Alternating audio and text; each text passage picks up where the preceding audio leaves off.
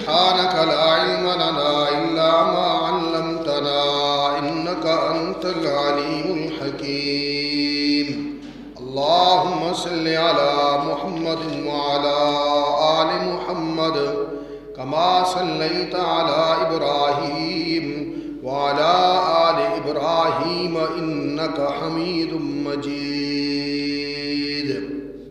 اللهم بارك على محمد وعلى آل محمد كما باركت على إبراهيم وعلى آل إبراهيم إنك حميد مجيد سبحان ربك رب العزة عما يصفون وسلام على المرسلين الحمد لله رب العالمين۔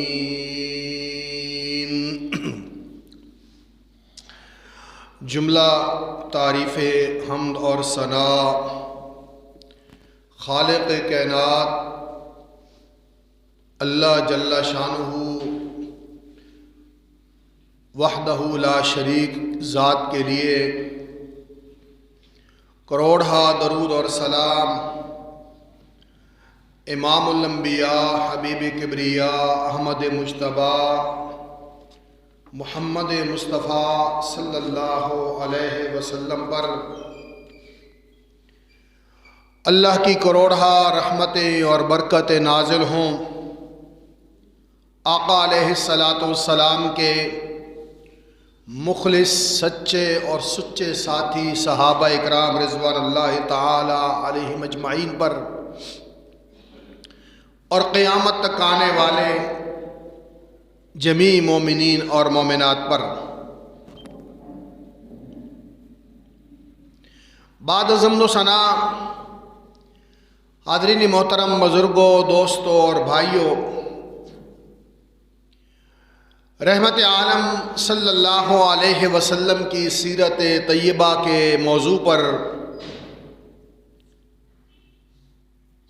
13 خطبات جمعہ کے اندر آپ صلی اللہ علیہ وسلم کی زندگی کا مکی دور اور اس کے بعد آپ علیہ السلام کی مدینہ المنورہ میں تشریف آوری اور مدینہ کے ابتدائی دور کے اہم ترین جو واقعات تھے وہ میں آپ کی گوش گزار کر چکا ہوں، اور میں یہ بات تکرار کے طور پر وقتاً فوقتاً کہتا رہتا ہوں کہ ہمیں دین کو سمجھنے کے لیے لازم ہے کہ رسول اللہ صلی اللہ علیہ وسلم کی زندگی کو سمجھیں، حضور کی سیرت کو سمجھیں۔ ایک وہ قرآن کہ جو اللہ نے جبریل امین علیہ السلام کے ذریعے رحمت عالم صلی اللہ علیہ وسلم کے قلب اطہر پہ اتارا، اور وہ اورات کی شکل میں لکھا ہوا ہمارے پاس موجود ہے، لیکن اس قرآن کی عملی شکل، اس قرآن کی تفسیر، اس قرآن کا مفہوم، اس قرآن کی آیات کی تشریح کیا ہے، گویا چلتی پھرتی جو تشریح اور تفسیر ہے وہ محمد عربی صلی اللہ علیہ وسلم کی ذات مبارکہ ہے۔ لہذا دین کو سمجھنے کے لیے قرآن سمجھنا ضروری ہے، اور قرآن کو سمجھنے کے لیے محمد الرسول اللہ صلی اللہ علیہ وسلم کے فرامین کو سمجھنا ضروری ہے۔ جس شخص کو قرآن سمجھ آ گیا اور اس نے قرآن سمجھنے کے لیے کوئی فرقہ اور مسلک اور گروہ کی بنیاد کی بجائے خود رسول اللہ صلی اللہ علیہ وسلم کی سیرت کے آئینے کے اندر قرآن کو دیکھا تو وہ شخص صحیح راستے پر پہنچ جائے گا اور وہ گمراہی سے محفوظ ہو جائے گا، کیونکہ آخری جو ملاقات تھی رسول رحمت صلی اللہ علیہ وسلم کی امت کے ساتھ، اجتماع عام جو تھا جس کے اندر عرب و عجم قرب و جوار سے ہزاروں کی تعداد میں رسول صلی اللہ علیہ وسلم حجۃ الوداع کے موقع پر آپ سے ملاقات کے لیے حاضر ہوئے، اور وہاں جو آپ نے تاریخی خطبہ ارشاد فرمایا وہ قیامت تک کے لیے ایک گائیڈ لائن ہے امت مسلمہ کے لیے۔ ہمیشہ اور ابدی تعلیمات آپ صلی اللہ علیہ وسلم نے اپنی امت کو حجۃ الوداع کے خطبے کے طور پر ارشاد فرما دی، اور حضور کی زندگی کا طویل ترین جو خطبہ ہے میری معلومات اور مطالعے کی حد تک آپ صلی اللہ علیہ وسلم کا سب سے لمبا خطبہ جو ہے وہ حجۃ الوداع کا خطبہ ہے۔ ادروائز آپ مختصر بات کرتے تھے، اور اس مختصر بات کرنے میں حکمت یہ تھی تاکہ صحابہ یاد رکھ سکیں، کیونکہ ان صحابہ نے سن کر پھر امت تک پہنچانا تھا۔ آپ لمبی بات ایک وقت میں نہیں کرتے تھے، تھوڑی بات، اہم بات، تاکہ لوگوں کے دل و دماغ میں اتر جائے اور وہ اپنی یہ بات، میرا یہ پیغام امت تک پہنچانے کا ذریعہ اور سبب بن جائے۔ یہ بات آخری خطبے کے جو آپ صلی اللہ علیہ وسلم کا حجۃ الوداع کا آخری خطبہ ہے، اس کا اختتام جو رسول رحمت صلی اللہ علیہ وسلم نے بیان فرمایا، اس میں آپ نے فتنوں گمراہیوں سے بچنے کے لیے ایک بہترین نسخہ اپنی امت کو عطا فرمایا، اور وہ نسخہ یہ تھا کہ ترکت فیکم امرین، دو چیزیں میں تمہارے درمیان چھوڑے جا رہا ہوں۔ میں جب حدیث کے الفاظ پہ غور کرتا ہوں تو اللہ کے رسول صلی اللہ علیہ وسلم نے اپنے صحابہ کو اشارہ دے دیا تھا، ترکت میں چھوڑے جا رہا ہوں۔ الفاظ اردو میں ترجمہ یہ بنتا ہے میں چھوڑے جا رہا ہوں، اور آپ نے خطبے میں یہ ارشاد فرمایا تھا، لوگوں آج میری ملاقات اور میری بات کو غور سے ذہن میں بٹھا لو، ہو سکتا ہے کہ میری اور تمہاری بات و ملاقات اس طرح نہ ہو سکے۔ یہ حضور کے الفاظ تھے وہاں پر کہ پھر رب کا بلاوا آ جائے گا اور میرا مشن اور میرا فرض جو ہے وہ پایا تکمیل کو پہنچ رہا ہے، اور درد اور غم اس بات کا تھا کہ میری کوئی بات میری امت سے بھولی نہ رہے، ہر بات میری امت اس کو محفوظ کر لے۔ اور رسول رحمت صلی اللہ علیہ وسلم فرمایا کہ دو چیزیں ہیں جو تمہارے درمیان چھوڑے جا رہا ہوں، لن تضلوا ما تمسکتم بہما، اگر انہیں تم نے پکڑے رکھا تو تم کبھی گمراہ نہیں ہوگے۔ یہ گمراہی سے نجات اور بچنے کی گارنٹی اور نسخہ کسی عام انسان کا نہیں بلکہ امام الانبیاء صلی اللہ علیہ وسلم کا خود عطا کرتا ہے۔ فرمایا کتاب اللہ و سنت نبیہ و سنت رسولہ او کما قال علیہ الصلوۃ والسلام، فرمایا ایک اللہ کی کتاب اور دوسرا محمد رسول اللہ کی سنت ہے، اس کے نبی کی، اس کے رسول کی سنت ہے۔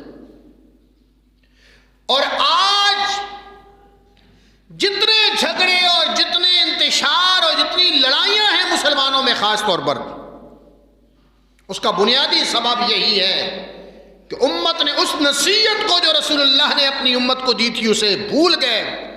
آج ہمیں انگلش، اردو، شاعری، بہت ساری کتابیں ہمیں آتی ہیں، اگر نہیں آتا تو قرآن نہیں آتا۔ قرآن محض لوگوں نے تبرک کے طور پر گھروں میں رکھا ہوتا ہے، یا دم درود اور طویل دھاگے کے لیے قرآن لوگوں نے استعمال کر دیا، حالانکہ اللہ کے رسول کو اللہ نے قرآن اس لیے عطا کیا تھا کہ آپ اپنی امت کو پڑھ کے سنائیں اور اس کی روشنی میں امت کو تیار کریں، اور پھر قرآن کے سائے میں جو امت تیار ہوئی تھی، جو جماعت تیار ہوئی تھی، آج میں ان کا نقشہ آپ کے سامنے رکھوں گا کہ قرآن کے سائے میں جو مسلمان بنے تھے، جن کی تربیت رسول اللہ صلی اللہ علیہ وسلم نے کی تھی، پھر پہاڑ بھی ان کے سامنے آ گئے تو ایمان کی دولت اور طاقت اتنی بڑی تھی کہ انہوں نے پہاڑوں کو بھی سر کر لیا۔ دریا بھی راستے میں آئے تو انہوں نے دریاؤں کو بھی اپنے مشن کے راستے میں رکاوٹ نہ بننے دیا، اور یہی بات اقبال نے کہی تھی، دشت و دشت دریا بھی نہ چھوڑے ہم نے، بحر ظلمات میں دوڑا دیے گھوڑے ہم نے۔ اس قرآن کے سائے میں جو جماعت تیار ہوئی تھی، اس جماعت نے پھر یہ نہیں دیکھا کہ ہمارے سامنے 1000 کھڑے ہیں یا 1,00,000 کھڑے ہیں، بس یہی تھا کہ اللہ کا حکم ہے، رسول اللہ کا مشن اور ان کی قیادت ہے، اور ہماری جان اور مال اللہ کے رسول کے سپرد ہے۔ میں نے گزشتہ سامنے مدینہ کے ہجرت کے بعد کے ابتدائی واقعات رکھے تھے، لیکن تحویل قبلہ کا واقعہ میں نے پورا آپ کے سامنے بیان کیا تھا کہ قبلے کی تبدیلی کا حکم کیسے آیا۔ آج ایک بڑا اہم واقعہ ہے، حالانکہ یہ تاریخ ہے، تاریخ گزر گئی ہے، کتابوں کا حصہ بن گئی ہے، لیکن یہ کوئی عام انسانوں کی تاریخ نہیں ہے، یہ ان لوگوں کی تاریخ ہے جنہوں نے تاریخ کا رخ بدل کے رکھ دیا تھا۔ یہ ان لوگوں کا تذکرہ ہے جن کے تذکرے سے آج بھی ایمان کو حرارت ملتی ہے۔ یہ ان لوگوں کے قصے اور کہانیاں اور واقعات ہیں کہ آج بھی کمزور دل مسلمان جب ان واقعات کو سنتا ہے تو اس کے اندر بھی روح بلالی پیدا ہو جاتی ہے، اس کے اندر بھی جرت علی المرتضیٰ پیدا ہو جاتی ہے، اس کے اندر بھی حضرت عثمان جیسا ایثار کا جذبہ آ جاتا ہے۔ آج کا مسلمان جب ان کے واقعات کو پڑھتا ہے تو اس کے اندر بھی صدیق جیسی وفا کی خوشبو آنا شروع ہو جاتی ہے۔ اس لیے میں سمجھتا ہوں کہ یہ ان کی تاریخ اور ساری زندگی وہ واقعات پڑھتے رہنا چاہیے، دہراتے رہنا چاہیے، سچے واقعات، سچے واقعات کرے لوگ، اور جن کو اللہ نے یہ سرٹیفکیٹ دیا اولئک ھم المؤمنون حقا، یہ لوگ ہیں جو پکے ٹھکے سچے مومن ہیں۔ اللہ کہتا ہے اولئک کتب فی قلوبہم الایمان، اولئک جمع ہے، یہ صحابہ کا تذکرہ ہے۔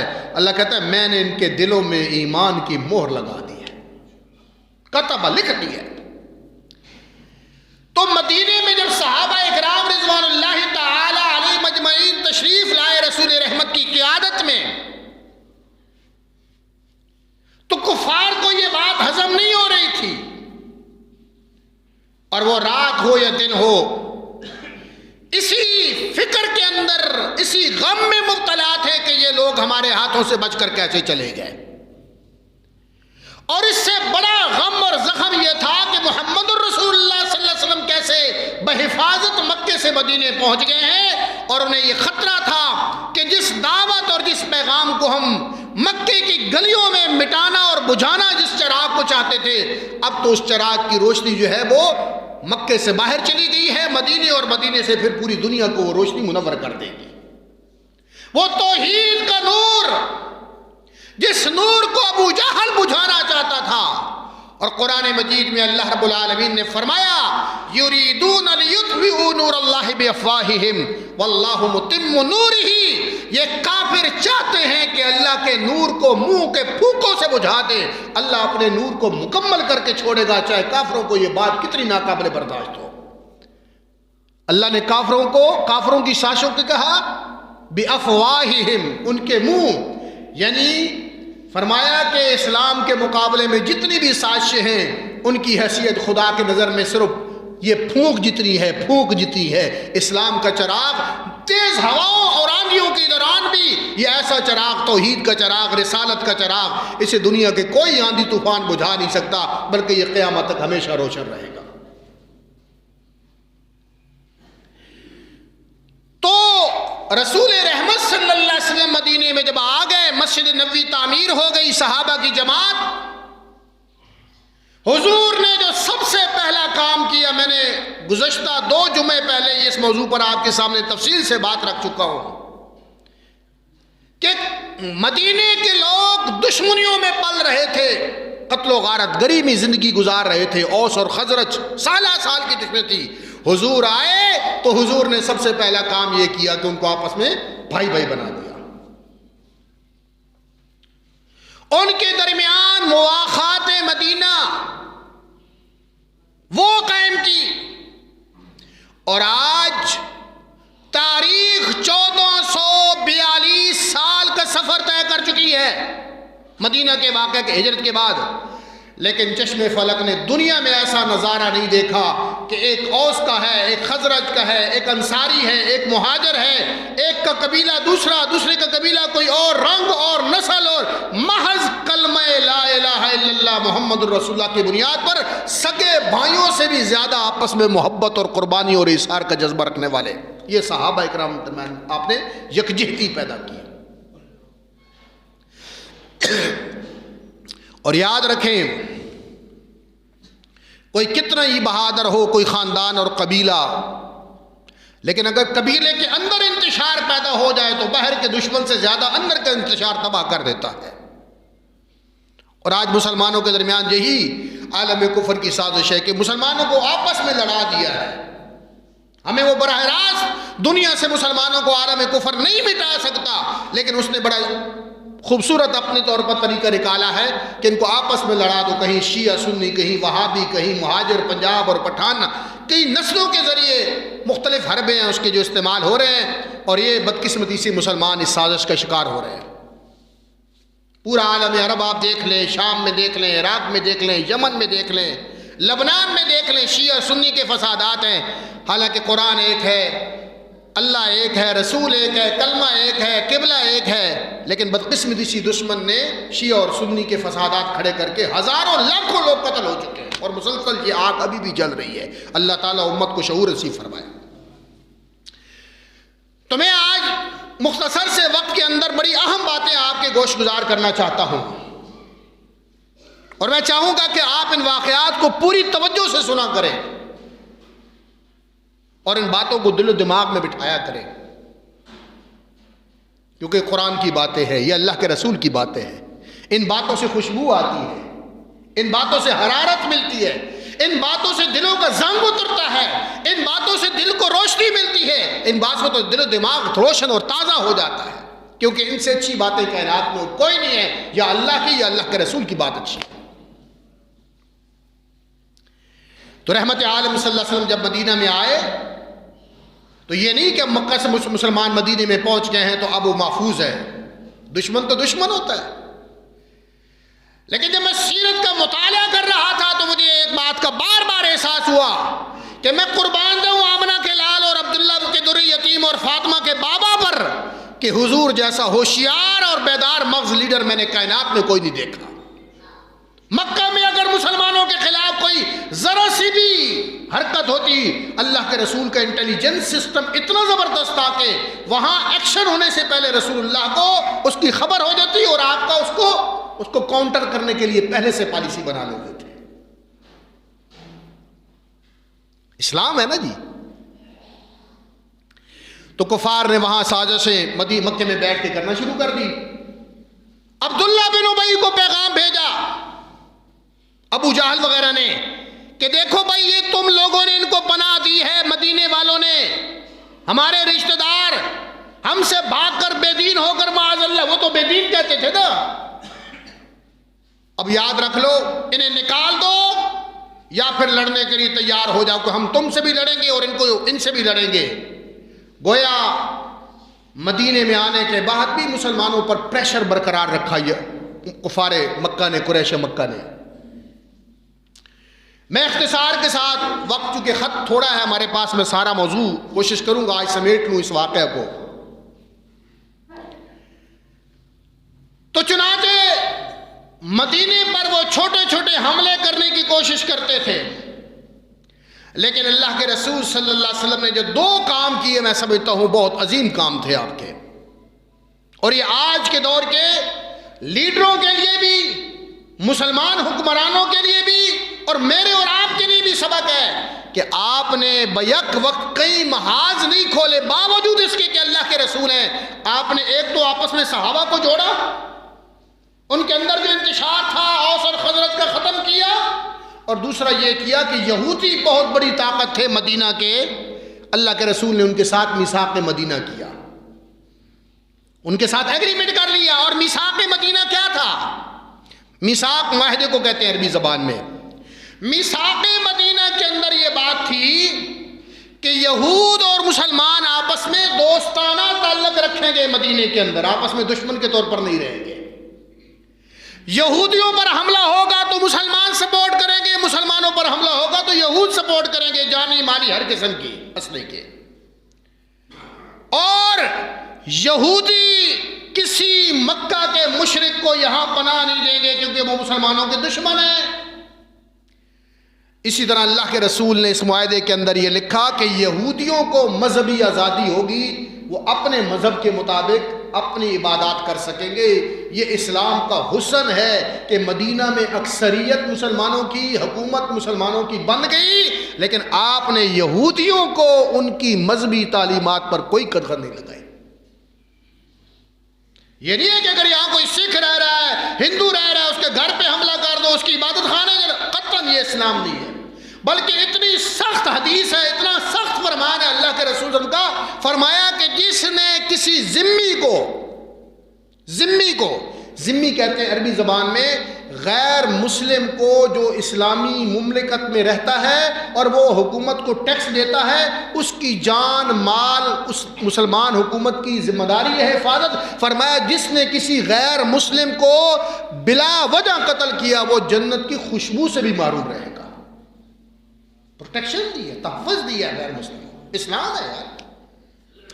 تو فرمایا یہودیوں کو مذہبی آزادی ہوگی، اور اب اس میثاق مدینہ کی ایک پوائنٹ جو ہے نا، 7 نکات تھے اس کے، ایک نقطہ جو میں آپ کو یہاں سمجھانا چاہتا ہوں، جو آپ کو حضور کی سیاسی بصیرت اور تدبر آپ کو اندازہ ہوگا۔ اس معاہدے کی آخری شکل یہ تھی کہ اگر یہودیوں میں اور مسلمانوں میں کوئی تنازع پیدا ہو گیا تو اس تنازع کا فیصلہ محمد الرسول اللہ کریں گے اور وہ سب کو قبول ہوگا۔ گل سمجھے؟ اس کا کیا مطلب تھا کہ لیڈر محمد الرسول اللہ ہوں گے، قیادت محمد الرسول اللہ کی ہوگی، سربراہ حکومت اور مدینہ کے ریاست کے حکمران محمد الرسول اللہ صلی اللہ علیہ وسلم ہوں گے۔ مدینہ کے یہودیوں کو ان کی مذہبی آزادی ہوگی، ان کے حقوق کا خیال رکھا جائے گا، مدینہ کا دفاع مشترکہ ذمہ داری ہوگی، لیکن اگر کہیں اختلاف اور تنازع پیدا ہوگا تو فیصلہ محمد عربی صلی اللہ علیہ وسلم کریں گے۔ یہ ہے اسلامی ریاست کی بنیاد، قیادت۔ اور آج مسلمانوں کا المیہ کیا ہے؟ 1.5 ارب مسلمان ہیں دنیا میں، 1.5 ارب۔ گرم پانی ہمارے پاس ہے، اور میں حیران ہوتا ہوں اللہ نے مسلمانوں کو وہ ملک دیے ہیں جہاں موسم بھی 4 جہاں معدنیات بھی بہت زیادہ ہے، تیل کے ذخائر کے سارے علاقہ جتنا ہے وہ مسلمانوں کے پاس ہے، گیس کے ذخائر مسلمانوں کے پاس ہے، سونے چاندی کے ذخائر والے ملک سارے مسلمانوں کے پاس ہیں، لیکن آج فیصلہ جو ہے اقوام متحدہ وہ کافروں کے پاس ہے۔ لیکن حضور نے کیا کیا تھا؟ تعداد تھوڑی تھی، طاقت کم تھی، لیکن آپ نے ایگریمنٹ میں یہ لکھوایا کہ فیصلے کا اختیار محمد الرسول اللہ صلی اللہ علیہ وسلم کے پاس ہوگا۔ معاہدہ ہو گیا۔ اب یہ میں آپ حضرات کو ایک بات یہاں پر عرض کر دوں کہ آپ نے باہر کے دشمن سے نمٹنے کے لیے مدینے کے اندر کے ماحول کو یکجا کر دیا، سب کو ایک پیج پہ لے آئے، سمجھ آئی؟ اور پھر 7 چھوٹے چھوٹے مارکے ہوئے جنگ بدر سے پہلے، 7 کفار نے ایک دفعہ مدینے پہ حملہ کیا، ایک صحابی کو قتل کیا۔ حضور صلی اللہ علیہ وسلم نے ایک سریہ بھیجا، سریہ اور غزوہ۔ یہ بچے ہمارے بیٹھے ہیں، اسلامیات کے چھوٹے چھوٹے سوال ہوتے ہیں، سریہ اور غزوہ میں فرق کیا ہے، لوگوں کو یہ بھی نہیں پتہ۔ سریہ کہتے ہیں وہ جنگی مارکہ جو حضور نے اپنی زندگی میں روانہ کیا ہو، قیادت کسی صحابی کو دی ہو، اور غزوہ اس جنگ کو کہتے ہیں جس کی قیادت خود محمد الرسول اللہ نے کی ہو۔ غزوات کی تعداد 27 کے قریب ہے، سریہ تو بہت زیادہ ہے۔ 7 سریہ بھیجے گئے، 7، اور آخری جو بھیجا رسول اکرم صلی اللہ علیہ وسلم نے جنگ بدر سے پہلے جو مارکہ ہوا وہ حضرت عبداللہ بن جاش رضی اللہ تعالیٰ عنہ کی قیادت میں رجب کے مہینے میں 2 ہجری میں بھیجا، اور مدینے سے باہر آپ نے فرمایا ذرا باہر خبر لے کر آؤ نا، کوئی مکے والا گڑبڑ تو نہیں کر رہا۔ حضور صرف نمازاں نہیں پڑھاندے سن، حضور صرف ذکر اذکار نہیں سکھاندے سن، حضور صرف نکاح اور طلاق کے معاملات نہیں سمجھاتے تھے، حضور اپنی امت کی ہر معاملے میں قیادت اور نگرانی کرتے تھے۔ یہ جو میرے اندر جو جراثیم ہے نا سیاست کے، یہ سیاست میں نے حضور سے سیکھی ہے۔ قیادت علماء کا کام ہے، چوروں، بدماشوں اور جھوٹے لوگوں کا کام نہیں ہے۔ حضور لیڈر تھے، جو حضور کا وارث ہے اسے لیڈر بننا چاہیے، وگرنہ پھر معاشرے کے اندر مولوی مسئلے بیان کرے گا اور بازار کے اندر شراب کی دکانیں کھلی رہیں گی، سود کا کاروبار چلتا رہے گا، کیونکہ تقریروں سے تو مسئلہ حل نہیں ہوتا۔ اگر تقریروں سے صرف انقلاب آ جاتا تو اللہ اپنے نبی کو صرف تقریریں کرنے کے لیے بھیجتا، لیڈر نہ بناتا۔ آپ کو لیڈر بنایا، قیادت دی، اور اس قیادت کی بنیاد پر آپ نے اللہ کے قرآن کو پڑھا اور پھر پڑھ کے نافذ کر کے دکھایا۔ اللہ اکبر۔ اب آئیے یہ جنگ بدر ہوئی کیسے؟ جب 7 ہجری کے اندر 2 ہجری کے اندر رجب کے مہینے کے اندر یہ آخری مارکہ حضرت عبداللہ بن جاش رضی اللہ تعالیٰ عنہ کی قیادت میں بھیجا، ان کے ہاتھ ایک کافروں کا لشکر لگ گیا، انہوں نے محاصرہ کر لیا، اور یہ آخری تاریخ تھی رجب کی 29ویں۔ 4 مہینے حرمت والے ہیں جن میں جنگ نہیں ہوتی تھی جاہلیت کے زمانے سے، وہ لڑائی نہیں کرتے تھے۔ رجب، ذیقعد، ذی الحجہ اور محرم، ان 4 مہینوں میں وہ بالکل کوئی کسی پر ان کے اندر لڑائیاں ہوتی تھی، تو جب چاند نکلتا تھا رجب کا تو بھائی لڑائی ختم۔ اس موسم میں پھر لوگ عمرہ کرتے تھے۔ یہ رجب کا مہینہ عمرے کے لیے رکھا تھا، اور ذیقعد، ذی الحجہ، محرم یہ حج کے لیے۔ تو اس دن آخری تاریخ تھی۔ اب صحابہ اکرام نے کہا اگر ہم نے حملہ کیا تو حرمت والا مہینہ ہے، حملہ نہ کیا تو قافلہ نکل کر حدود حرم میں چلا جائے گا، تو لشکر تو شکار تو حاصل۔ چنانچہ شام کا وقت تھا، رات صحابہ نے حملہ کر دیا، وہ دشمن مارا گیا جس نے اٹیک کیا تھا مدینے پر۔ اللہ کے رسول کے سامنے واپس آئے، مدینے میں یہودی نے رولا ڈال دیا، اور دیکھو جی نے تو حرمت والے مہینے کے اندر حملہ کر دیا ہے۔ صحابہ ہی پریشان ہو گئے۔ تو اللہ نے پھر قرآن کی آیت نازل کی کہ جو لوگ صحابہ کو مسجد حرام میں نہیں جانے دیتے، طواف نہیں کرنے دیتے، ان لوگوں کے لیے پھر حرمت شرمت کا کوئی نہیں ہے، ان کے گردنیں کاٹ کے رکھو جو خدا کے دین کے راستے میں رکاوٹ بنتے ہیں۔ اور پھر مکہ کے صحابہ نے، مسلمانوں نے کہا وہ حرمت کا مہینہ ختم ہو گیا تھا، چاند نظر آ گیا تھا شعبان کا، پریشان ہونے کی ضرورت نہیں ہے۔ وہ آیات دوسرے پارے میں آئی ہیں، وقت نہیں ہے میں آپ کو یہاں پر بیان کر سکوں۔ اب رسول اکرم صلی اللہ علیہ وسلم کو خبر ہو گئی کہ بھئی حالات تو جنگ کی طرف جا رہے ہیں۔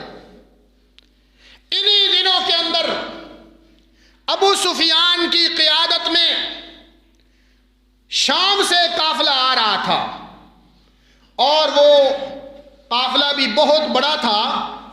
1000 اونٹ، 50,000 مالیت کا سونے کے دیناروں کا اس میں سامان تھا، 40 کے قریب اس کے ساتھ سیکورٹی گارڈ تھے، اور اس قافلے کی قیادت کر رہا تھا ابو سفیان۔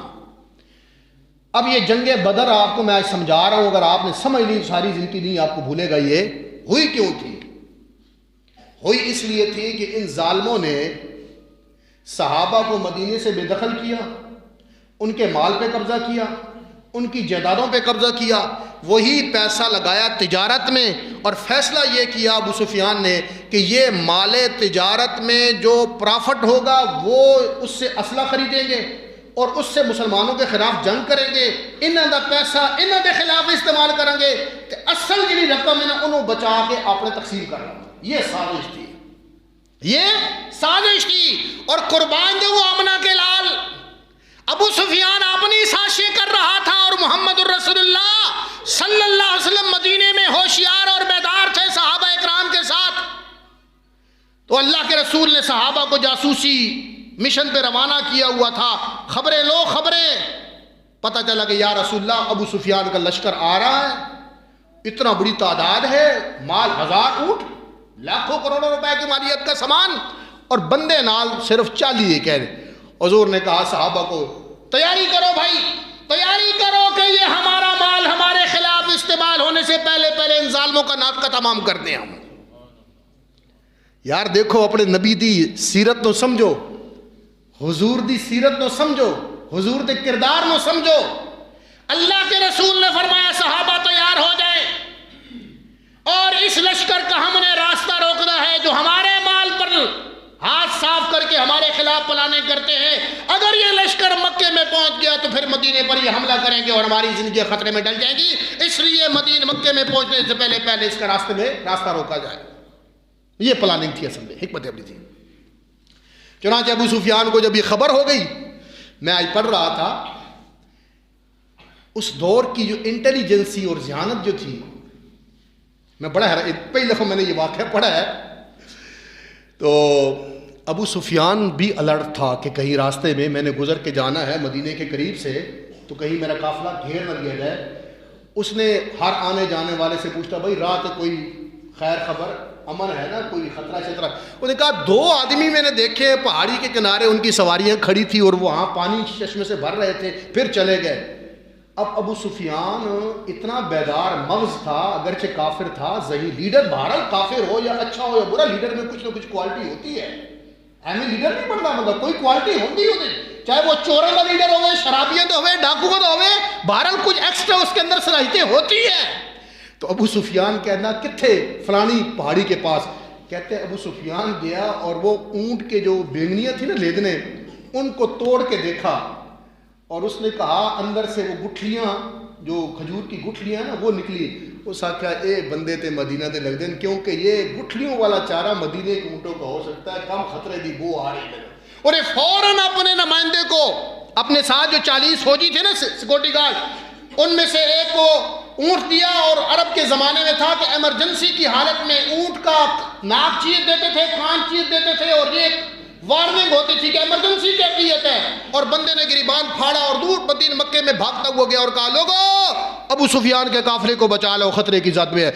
جیسی خبر پہنچی ابو جہل نے فوراً تیار کیا مکے والوں کو، اور تقریباً 1000 کا لشکر ان کا تیار ہو گیا، گھوڑے، اونٹ، تلواریں، نیز، پورا ان کی تیاری تھی، حالات تو چل رہے تھے خبر کے۔ اللہ اکبر۔ اب ابو جہل اگر تیار تھا تو محمد رسول اللہ کوئی لمبی تان کے سوئے تو نہیں ہوئے تھے، میرا پیغمبر تو ان سے زیادہ الرٹ تھا، صحابہ ان سے زیادہ الرٹ تھے۔ اب میں آپ حضرات کو یہ بات سمجھانا چاہتا ہوں کہ صحابہ کی تعداد دیکھیے گا اور کفار کی تعداد دیکھیے، جڑی آج مسلمانوں نے بیماری پہ گئی نا کہ ظاہری طاقتوں کو دیکھ کے ڈرتے ہیں۔ اللہ کہتا ہے دنیا کی تاریخ تو پڑھو مسلمانوں، تمہاری تو پہلی جنگ میں تمہاری تعداد 3 گنا تم سے زیادہ تھا دشمن، تم تو 313 تھے، اور ادھر 1000 کا لشکر تھا، اور وہ تیاری کر کے آیا تھا۔ اور جو 313 تھے نا جی، اس میں 3 گھوڑے تھے اور 70 اونٹ تھے ٹوٹل صحابہ کرام کے پاس۔ صحابہ حضور نے کہا بھی چلو تیاری کرو جلدی جلدی۔ صحابہ حضور نے، ایک صحابی نے کہا یا رسول اللہ میرا اونٹ ذرا باہر ہے، فرمایا نہیں جنہاں کل ہیں چلو، بس ایمرجنسی ہے۔ اور مقصد یہ تھا کہ ابو سفیان کے قافلے کو روک لیا جائے، وہ نکل گیا تو پھر معاملہ الٹ ہو جائے گا۔ چنانچہ صحابہ اکرام رضوان اللہ تعالی علیہم اجمعین تیار ہوئے، اور اس اندازہ تو تھا کہ عرب تھے، جنگ بھی ہو سکتی ہے، اسلحہ تو لے کے چلتے تھے، چاہے وہ تجارت کا قافلہ ہو، اسلحہ تلواریں ہمیشہ ہوتی تھی ان کے پاس، نیزے ہوتے تھے، تیر ہوتے تھے۔ اللہ اکبر۔ حضور نے جب کہا بھائی ٹھیک ہے چلو تیاری کرو، جتنے ہو گئے، اللہ اکبر۔ تو ایک صحابی تھے حضرت عمیر بن ابی وقاص رضی اللہ تعالیٰ، حضرت سعد بن ابی وقاص کے بھائی تھے۔ انہوں نے کہا یا رسول اللہ میں بھی جا سکتا ہوں۔ عمر 16 سال، آج کل تو بچے جلدی بالغ ہو جاتے ہیں، اس زمانے میں تو 16 سال کی عمر میں جا کے بچہ بالغ ہوتا تھا مشکل سے۔ حضور فرمایا تو نے کہا یار رہنے دے، تو چھوٹا ہے رہنے دو۔ رونے پڑ گیا یا رسول اللہ میں جاؤں گا۔ پھر اپنے بھائی کے پاس آیا اور سعد بن ابی وقاص سے کہا کہ بھیا میری سفارش کرو، میں جہاد میں جانا چاہتا ہوں، رسول اللہ صلی اللہ علیہ وسلم کے ساتھ جانا چاہتا ہوں۔ اللہ کے رسول صلی اللہ علیہ وسلم کے ساتھ حضرت سعد بن ابی وقاص نے سفارش کی، چنانچہ وہ شامل ہو گیا۔ غالباً رافع بن خدیج صحابی تھے، وہ ان سے تھوڑے چھوٹے تھے۔ انہوں نے کہا یا رسول اللہ میں بھی جانا، میں بھی جاؤں گا یا رسول اللہ۔ فرمایا تم چھوٹے ہو، فرمایا یا رسول اللہ آپ نے عمیر کو رکھ لیا ہے، میں عمیر سے تکڑا ہوں، میرا مقابلہ کروا لے۔ میں جب یہ تاریخ پڑھتا ہوں تو صحابہ اکرام کے لیے دل کی گہرائیوں سے دعائیں نکلتی ہیں، اللہ ان کی قبروں کو نور سے بھرے۔ حضور نے فرمایا اچھا، انہوں نے کہا یا رسول اللہ میری کشتی کروا لو، میں تکڑا ہوں، لو میں تلوار چلا لینا، میں تیر چلا لینا۔ حضور نے فرمایا چل ٹھیک ہے کشتی کرو۔ اللہ اکبر۔ یہ کہانیاں نہیں، سچی بات ہے۔ جب کشتی ہونے لگی نا تو جذبہ جہاد اور شوق شہادت کا یہ عالم تھا کہ وہ صحابی جس کا نام لکھا گیا تھا اور وہ صحابی جس کو کشتی سے مشروط کیا گیا تھا، اگر پچھاڑ لیا، وہ رافع، غالباً رافع ابن خدیج، وہ صحابی کے ساتھی کے کان میں کہتا ہے بھائی جی تھوڑا نا تا آ گیا نا، مہربانی کرو تھلے ڈگ جائے تاکہ میں بھی جہاد شامل ہو جاؤں۔ ایسی امت کو، ایسی فوج کو کوئی دنیا کی فوج شکست دے سکتی ہے؟ چنانچہ وہی ہوا، تگڑا وہ ساتھ عمیر ابن سعد تھا، عمیر ابن ابی وقاص تھا، لیکن جب مارکا ہوا تو وہ خود بخود نیچے آ گیا، اور دوسرا صحابی عمیر اس کا بھی کہا یا رسول اللہ میں جت گیا۔ فرمایا آ جاؤ، اس طریقے سے اللہ کے رسول صلی اللہ علیہ وسلم صحابہ کو نکلے اور قرآن مجید نے پھر اس واقعہ پر تبصرہ کیا ہے. یہ سورہ انفال کے اندر سارا ہے. فرمایا اعوذ باللہ من الشیطان الرجیم بسم اللہ الرحمن الرحیم کما اخرجک ربک من بیتک بالحق وان فریقا من المؤمنین لکارہون یجادلونک فی الحق بعدما تبین کأنما یساقون الی الموت وهم ینظرون وَإِذْ يَعِدُكُمُ اللَّهُ إِحْدَى الطَّائِفَتَيْنِ أَنَّهَا لَكُمْ وَتَوَدُّونَ أَنَّ غَيْرَ ذَاتِ الشَّوْكَةِ تَكُونُ لَكُمْ وَيُرِيدُ اللَّهُ أَن يُحِقَّ الْحَقَّ بِكَلِمَاتِهِ وَيَقْطَعَ دَابِرَ الْكَافِرِينَ لِيُحِقَّ الْحَقَّ وَيُبْطِلَ الْبَاطِلَ وَلَوْ كَرِهَ الْمُجْرِمُونَ. اللہ اکبر. اللہ کہتا ہے ہم نے تمہیں مدینے سے نکالا کما اخرجک ربک من بیتک بالحق، حق کی خاطر نکالا. اور صحابہ جب جا رہے تھے نا حضور تو اگلا نقشہ پتہ تھا نا کیا ہونا ہے. لیڈر ہوتا بھی وہی ہے کہ جو فوج کو نظر نہ آ رہا ہو نا، لیڈر کو وہ بھی سمجھ آ رہا ہو. قیادت کہتے ہیں اسے. اور پھر قیادت نبی کی ہو، پیغمبر کی قیادت ہو جو چلتا فرش پہ ہو، رابطہ عرش والے سے ہو. اللہ اکبر. حضور فرمایا بھائی صحابہ کیا پروگرام ہے، مقابلہ ہے. حضرت ابوبکر صدیق آئے، یا رسول اللہ سی حاضر ہاں. حضور چپ رہے. حضرت عمر آئے، حضور یا رسول اللہ فیصلہ کیجئے ہم حاضر ہیں. اللہ اکبر. حضرت عمیر ابن وہب آئے، انہوں نے کہا یا رسول اللہ اسی بنی اسرائیل نہیں ہاں کہ جڑے موسیٰ علیہ السلام نے کہیے فَذْهَبْ أَنْتَ وَرَبُّكَ فَقَاتِلَا، تو جا تے تیرا خدا جائے جنگ کرے، اسی تیتھے بیٹھے یا رسول اللہ ہم جانیں لڑا دیں گے، آپ کی آنکھوں کو ٹھنڈا کر دیں گے. اچھا حضور کچھ اور چاہتے تھے. میں پڑھ رہا تھا کملی والے کی یہ سیرت کمال ہے یار. حضور خود زبان سے نہیں کہہ رہے تھے، صحابہ سمجھ گئے کہ حضرت عمر بھی مہاجر، حضرت ابوبکر بھی مہاجر، حضرت خباب بھی مہاجر. حضور چاہتے تھے کہ مدینے والے میں سے کوئی کھڑا ہو کر کہے کہ یا رسول اللہ اسی جانا لڑا دیں گے، کیونکہ مدینے والوں نے حضور سے معاہدہ یہ کیا تھا کہ اگر مدینے میں کوئی تکلیف آپ پر آئے گی ہم جانیں بھی لڑائیں گے، ہم مال بھی لٹائیں گے، ہم اپنی اولاد کو بھی آپ پر قربان کریں گے. لیکن مارکا تو مدینے سے باہر تھا. حضور چاہتے تھے ذرا گل کلیئر ہو جاوے. تو حضرت سعد بن معاذ رضی اللہ تعالیٰ سردار تھے مدینے کے، کہنے لگے یا رسول اللہ لگتا ہے آپ کا اشارہ ہماری طرف ہے. اللہ اکبر. کہنے لگے یا رسول اللہ آپ نے ہمیں ایمان کی طرف دعوت دی، ہم نے آپ کی پکار پہ لبیک کہا، ہم نے آپ کو سچا جانا. آقا آپ حکم دیجئے ہم آپ کے کہنے پہ سمندر میں بھی گھوڑے دوڑا دیں گے. یا رسول اللہ ہم برق الغمات کے پہاڑوں سے ٹکرا جائیں گے.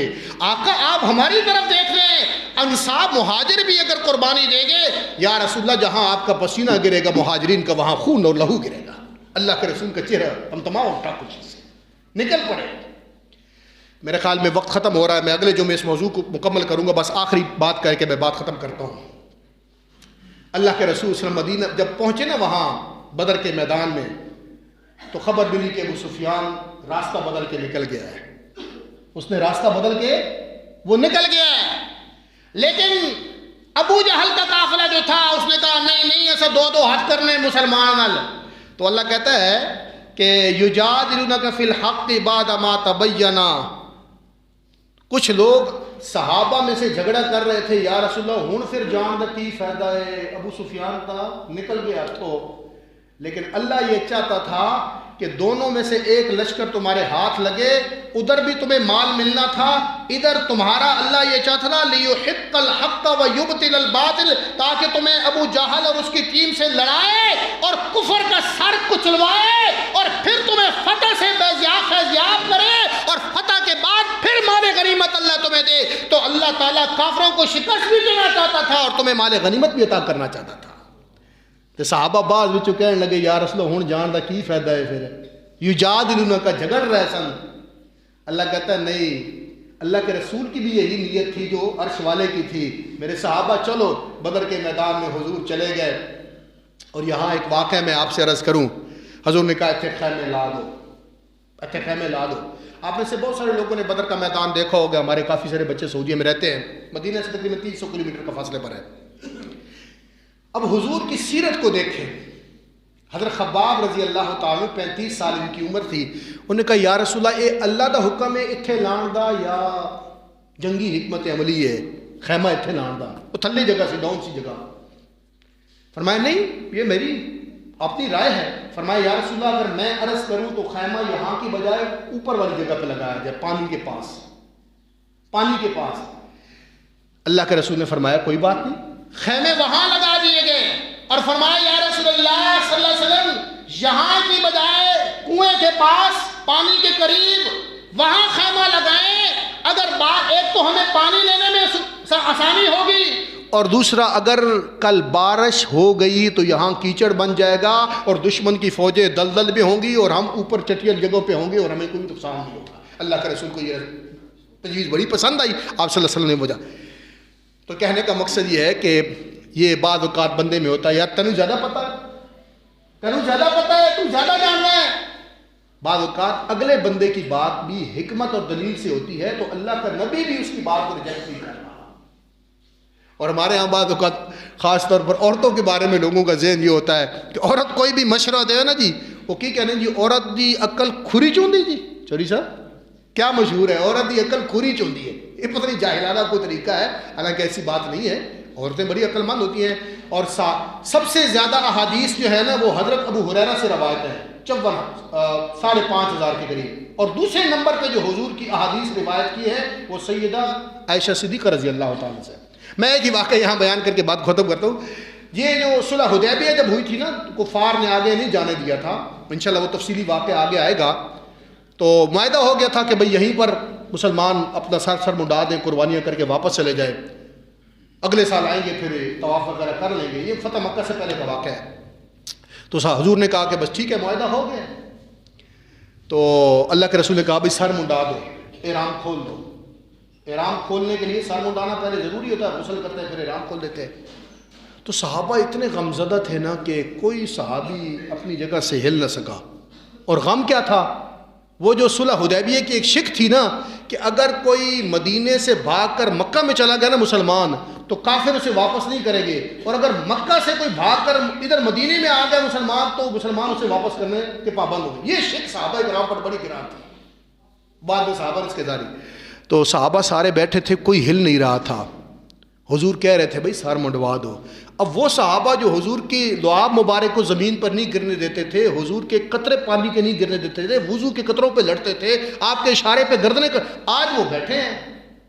چنانچہ حضرت ام سلمہ رضی اللہ تعالی ایک عورت ہے، ام المومنین ہے، حضور کی زوجہ محترمہ، انہوں نے کہا یا رسول اللہ یہ بیچارے غم میں مارے پے، یہ تھوڑے جانثار ساتھی ہیں وفادار، لیکن ان کو سمجھ نہیں آ رہی ہمارے ساتھ ہو کیا گیا یہ وعدہ، یہ تو سوچ کر آئے تھے کہ طواف کعبہ کریں گے لیکن یہاں سے واپس جانا پڑ رہا ہے، یہ غم کی کیفیت میں۔ یا رسول اللہ یہ آپ کے جانثار وفادار ہیں، آپ پہل خود کر دیں، یہ آپ کے پیچھے سب کر دیں گے۔ چنانچہ ان کے مشورے پر حضور نے اپنا سر مبارک حلق کروایا، تو آپ کو دیکھتے ہوئے صحابہ کو سمجھ آ گئی کہ ہن اگے جان دے چانس مک گئے، تو سارے صحابہ نے حضور کی تعلیم میں سر منڈوا دیے۔ تو کہنے کا مقصد یہ کہ مشورہ کسی کا اگر اچھا ہو تو اسے مان لینا چاہیے۔ میں بات ختم کروں گا آج کا۔